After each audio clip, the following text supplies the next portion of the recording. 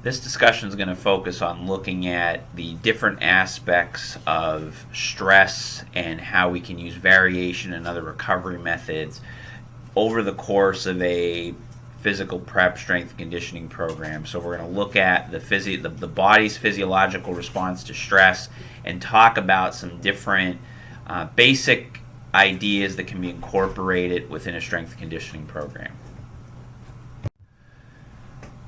So in looking at the basic concept of stress, everything you do within a strength and conditioning program is a stress to the body. So essentially what we're looking to do is apply controlled stress to the body and create a response in order to enhance performance. So in looking at this, the basic concept of the general adaptation syndrome proposed by Hans Zelye is one of the earliest things that looks at how the body responds to stress. And this is just stress in general.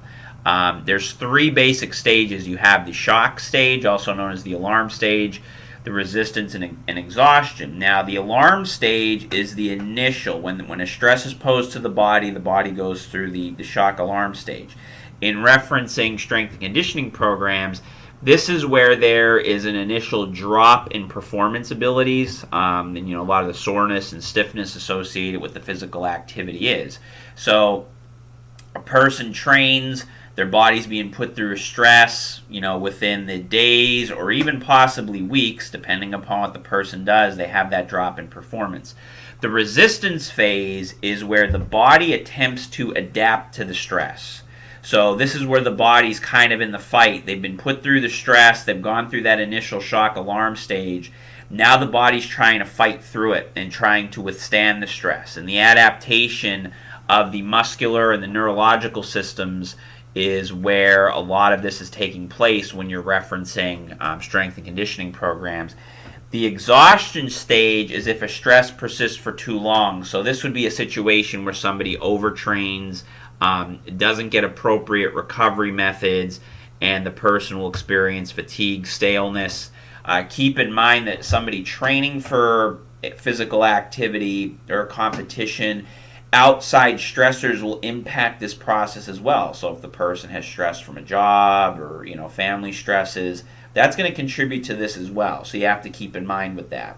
If the person gets to the exhaustion stage, they'll experience fatigue, staleness, and we will certainly talk about the different types of overtraining and the responses and symptoms that the person will have. So by now, we should all have a basic idea of the two branches of the autonomic nervous system, the sympathetic and the parasympathetic nervous system branches. So your sympathetic is the fight or flight response, which we all know is going to occur particularly during high stress activities. The parasympathetic, we don't have, not many people are aware of the saying fight or flight is very commonly associated with sympathetic. Parasympathetic is known as rest and digest. So that's what the body should be at rest. And ideally, when someone is training, they should be sympathetic. When they are at rest, they should be parasympathetic. And one of the markers of somebody who the typical overtraining that you experience with a lot of athletes, we're going to talk about two different types, is usually the sympathetic type, where they have more of a response where their sympathetic nervous system doesn't shut off.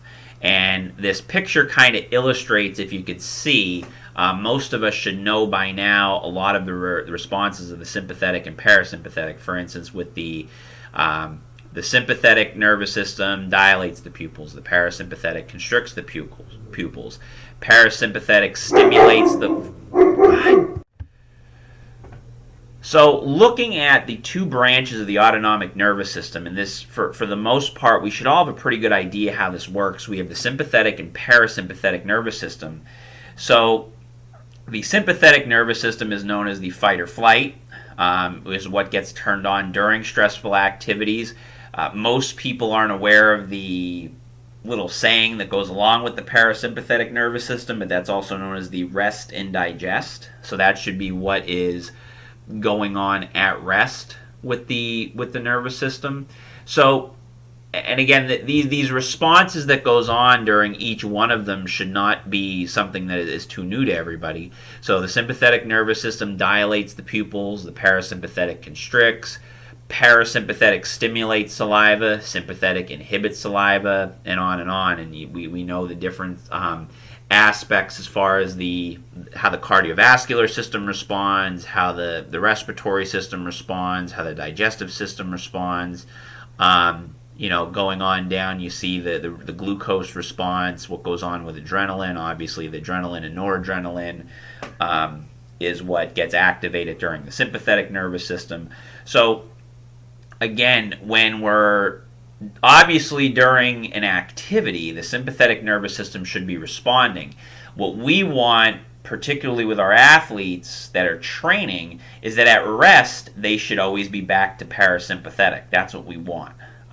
So it's where your balance comes in, and we're going to talk about the different types of overtraining that occur. The more common type of overtraining that you're going to see with a lot of field sports athletes is your sympathetic-based overtraining, where essentially they have trouble getting back to parasympathetic, and that's what we want them to be able to get to. So again, be aware of these different responses and be able to differentiate the responsibilities of each one of those branches of the nervous system. Now, the body's stress response, so we're going to look at the structures responsible for the stress response and how some of the different hormones work. So we look at the brain, the hypothalamus, and the pituitary gland, which are all illustrated in the picture on the slide. The other important endocrine gland that's going to function here are your adrenal glands, which sit on top of our kidneys. So the brain, hypothalamus, pituitary gland all kind of work together.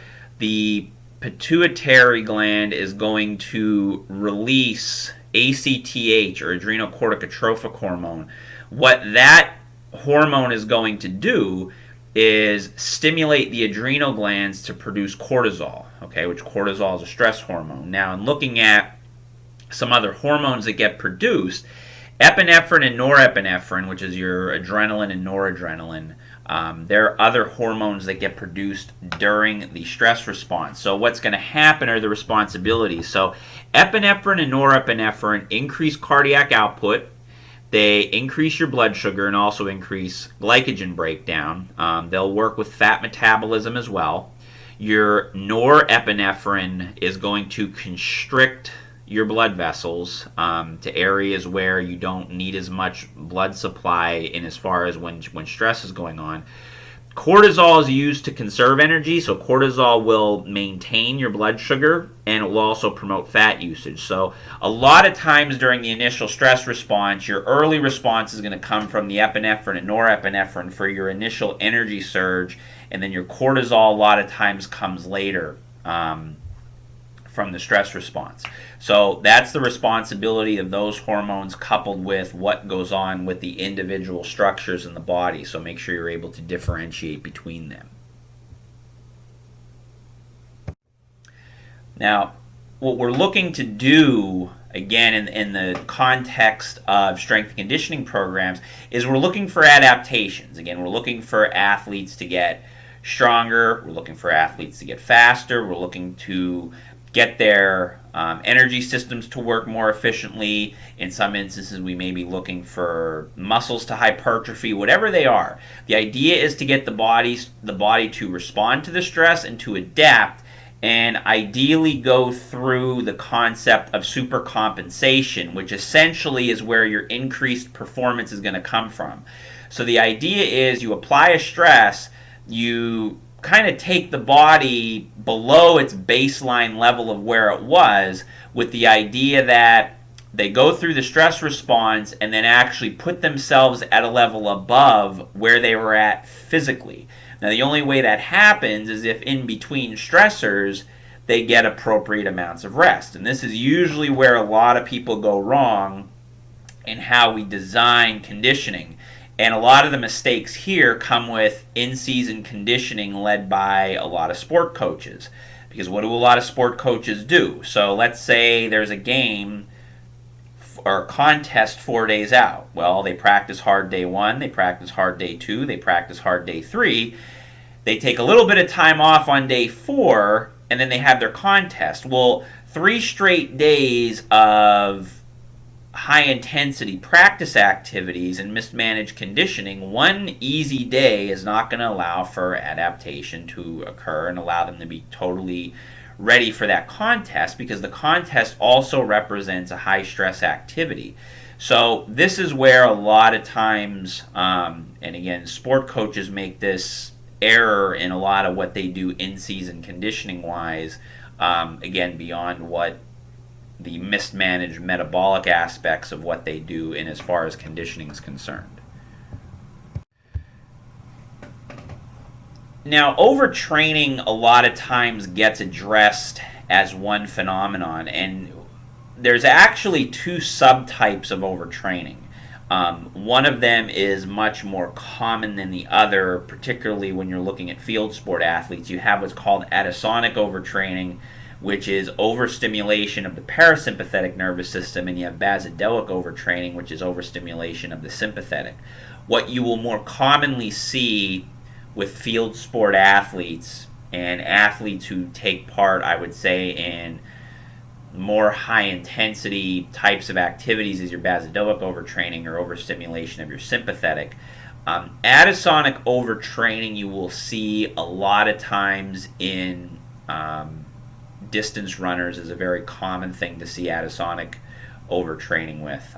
So we'll talk about the signs and symptoms of each one of these. So these are signs and symptoms of the basodoic or the sympathetic overtraining.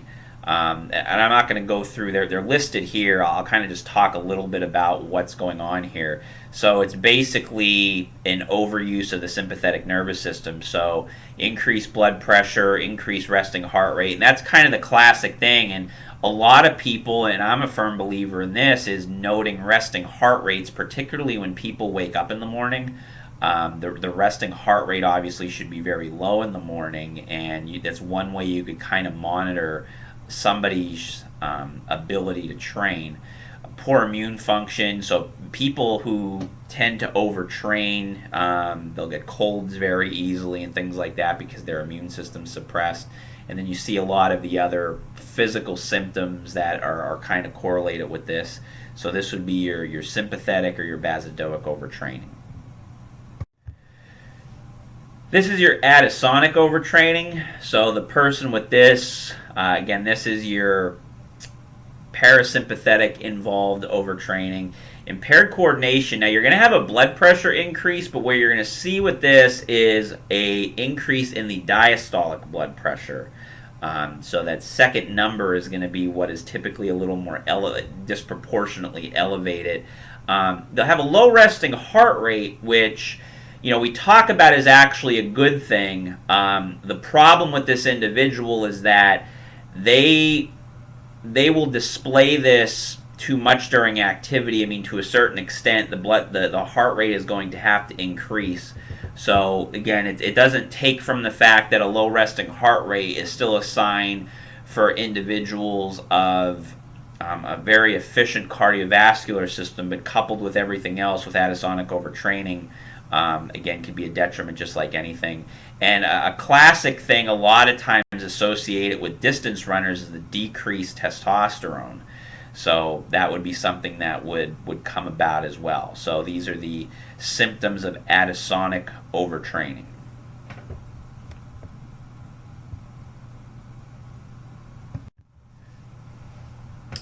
So our causes of overtraining: too much volume and intensity. This is probably one of the biggest mistakes people make. We're very overloaded with volume in this country as far as how we train athletes. Not enough recovery, not enough use of recovery methods, and not enough variation. Now, the variation thing is kind of something you got to be careful with too. Remember, beginners don't require as much variations as more advanced athletes and more advanced trainees, if you will.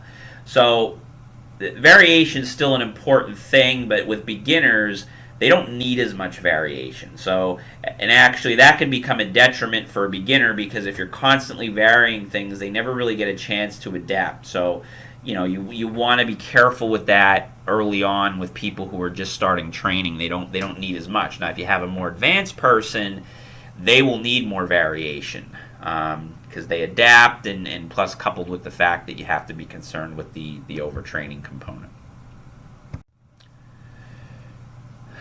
So your recovery considerations, three big things. Your structural, so we got to make sure that tissues are healing. We got to make sure, again, bones are going through the remodeling process. A lot of distance runners will have a tendency to develop stress fractures if they up their mileage too quickly. They don't let their body kind of respond and remodel to the stress. Again, we want muscles to be able to heal and prepare themselves. You need to consider the metabolic aspect, so their energy systems have to recover, and it's in big bold capital letters because, again, this is something that has a tendency to get overlooked. What's the stress on the nervous system? And we talked about this a little bit in the 260 class, how to manage high CNS and low CNS stressors.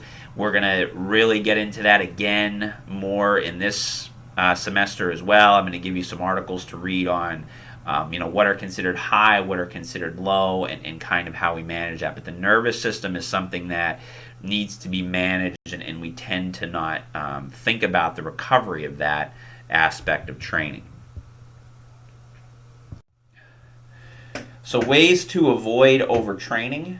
Again, if you think about what are the causes of overtraining, we just want to manage that by certain means. So variation, again, and variation is more of a means to avoid complete adaptation. Now, I'm not saying, obviously adaptation is a component of training, but this kind of references a more advanced person. If you don't have variation with a more advanced person, they'll adapt but then never go beyond a certain point. Now, again, with beginners, that's not as much of a concern because it's going to take them a while to be able to experience benefits from any type of recovery stress. So you want to look at recovery means, both active and passive recovery. Monitor volume and intensity.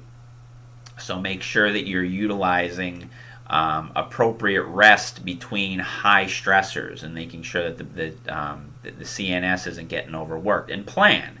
And I'm going to, on the next slide, I'm going to talk about different types of periodization. We're going to delve a little more into what they are in a later talk, but it's important to have a plan. And to a certain degree, all forms of periodization work.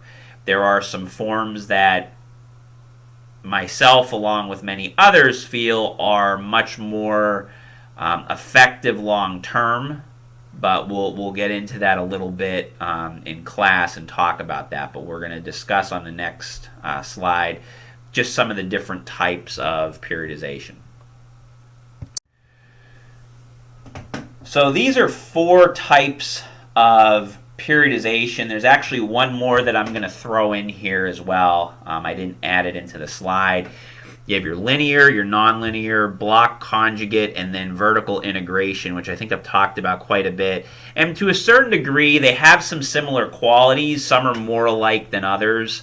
My opinion is that when you look at block conjugate and vertical integration, they tend to be the more I feel more effective types. I'm going to talk about what goes into the different types of periodization, I believe, in our next discussion that we'll have, and kind of discuss how you kind of set these up and what are some of the benefits of, some of the drawbacks that you have with these different types of periodization.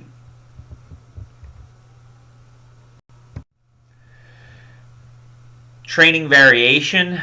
Obviously, I'm just showing one mode of training here, but looking at different types of variations, so changing exercises. Here I'm just showing some different variations of some lower body movements, particularly the squat. You have your conventional squat, you have the squat with the little, the safety bar, the yoke bar that kind of goes around the neck. You have a more traditional stance, medium to narrow stance free squat, and you have your box squat, all different variations. Different types of pulling or deadlift variations. You obviously have your conventional deadlifts. That exercise up in the top right hand corner is a type of deadlifting apparatus that you can utilize as well to strengthen the low back and the hamstrings and quadriceps, depending upon the variation that you use.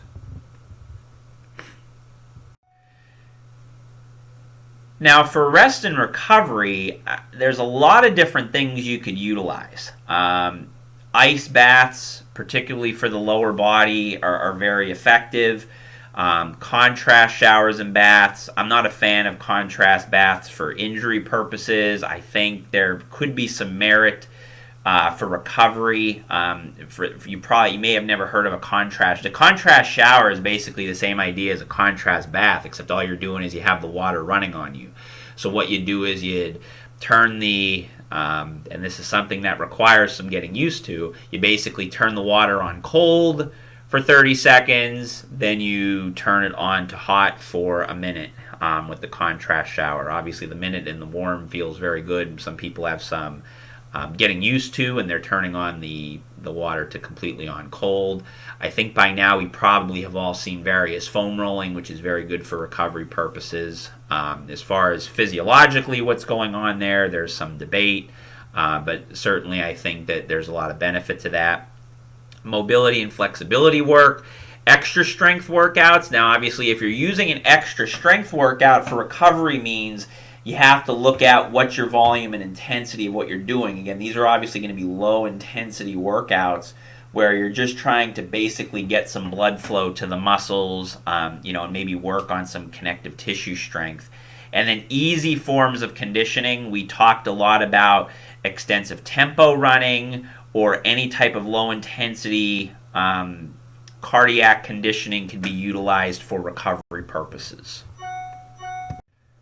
So the picture on the bottom is actually showing you a very good way to recover the lower body, some light sled dragging. The benefit you get with light sled dragging is that there's no eccentric component. So the eccentric component has a tendency to produce a lot of soft tissue stress and damage. That's where your delayed onset muscle soreness is going to come from the eccentric component of training. So light sled dragging can help with that and help get rid of a lot of soreness. I've used this a lot of times for myself personally. You have a squat deadlift workout, the next day you're kind of sore from it. Doing some light sled dragging the next day can really kind of help with that. There's some videos on here that I will show in class of some different things to utilize here as well. And here are your learning outcomes. So again, use this as your general outline. So be able to make sure that you could explain that general adaptation syndrome, understand the different aspects of it, the different hormones and how they work, where they get released from, and then just some of those basic concepts as ways to avoid overtraining.